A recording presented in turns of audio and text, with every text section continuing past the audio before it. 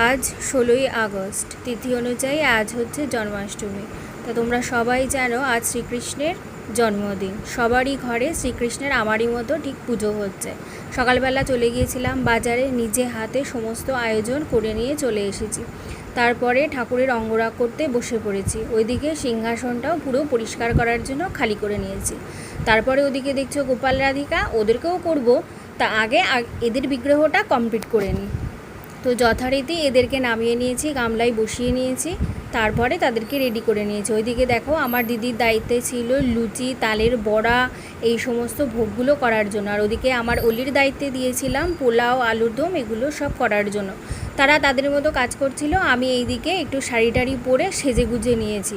ওই যে প্রেমের ঠাকুরের আজকে পুজো বলে কথা, তারপরে তাদেরকে রেডি করানোর জন্য বসে পড়েছি। এই জামাগুলো দেখছো না, এই জামাগুলো খুঁজে বার করতে আমার অনেকটাই